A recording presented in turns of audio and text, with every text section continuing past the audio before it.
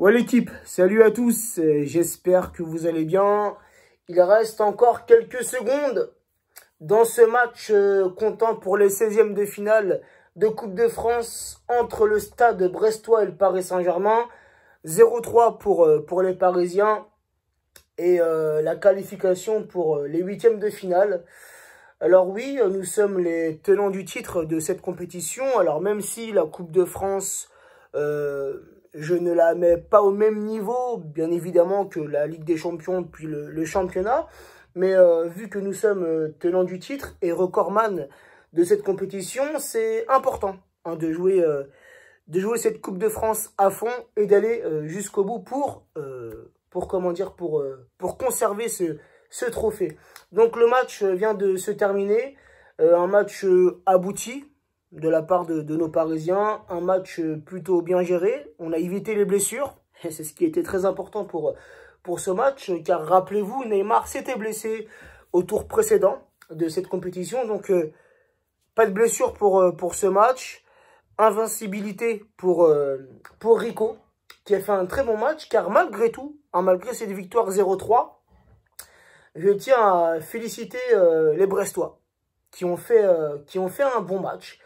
Les Brestois qui ont été joueurs, hein, contrairement à ce qu'on peut parfois voir en Ligue 1, où les équipes contre le Paris Saint-Germain mettent le bloc défensif. Et c'est ce que Brest n'a pas fait ce soir. Brest a joué, hein, ce qui a permis au Paris Saint-Germain d'avoir des contre-attaques. Et donc bravo à cette équipe brestoise, encore une fois, qui a fait un bon match, qui a surtout fait une deuxième mi-temps très bonne, où les Brestois ont eu un certain temps de possession en cette deuxième mi-temps, un peu de relâchement côté parisien en seconde période, des occasions hein, offensives dangereuses de la part des Brestois, et Rico, hein, qui a été excellent ce soir dans les cages parisiennes. Donc un 0-3 comme je vous l'ai dit, oui, un match plutôt bien géré, un match avec du rythme côté parisien, surtout en première mi-temps, avec Mbappé, auteur d'un doublé ce soir, un Kylian qui a fait un match complet, performant dans ce match, décisif à 2 reprises, surtout le premier but, hein, cette perte de balle du jeune Fadiga, Titi parisien, prêté à Brest, qui perd ce ballon au milieu de terrain, entouré de Verratti, si je me souviens bien, puis de Mbappé. Mbappé qui récupère ce ballon, qui fait cette remontée, qui se joue du défenseur, cette frappe du gauche en pleine lucarne, qui laisse Cibois scotché sur sa ligne, regardant ce ballon. Dans le but, les amis, il est magnifique, c'est un très beau but. Ensuite, tu as Sarabia, qui marque son petit but ce soir pour le 0-2. Sarabia qui avait marqué l'unique but contre Bordeaux. Sarabia qui est décisif, hein, soit quand il rentre ou bien quand il est titulaire. Il a été ce soir avec cette belle action, cette belle récupération de balle de Paredes au milieu de terrain, qui lance Draxler, ce jeu de passe avec Sarabia.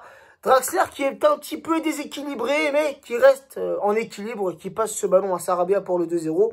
Puis Mbappé en seconde mi-temps. En seconde mi-temps, un Paris Saint-Germain un peu pantouflard. Un peu pantouflard, ce qui a laissé beaucoup d'espace aux Brestois.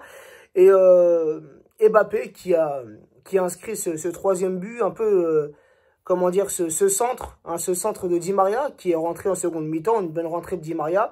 Ce centre dans la surface, un peu, tu vois, les deux joueurs, Verratti, Mbappé, se gênent un peu. Du coup, c'est c'est Verratti avec toutes ses qualités qui arrive à contrôler ce ballon de la poitrine et de faire cette passe à Mbappé qui marque hein, ce troisième but de la poitrine.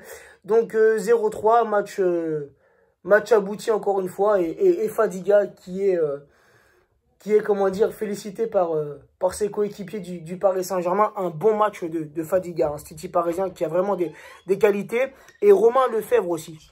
Un excellent joueur brestois qui a fait un très bon match ce soir. Donc voilà les amis, maintenant tournons la page.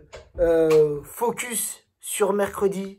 Ce match si important et on doit impérativement remporter ce match face au Barça. Ce n'est pas joué d'avance. Encore une fois, apprenons de nos erreurs.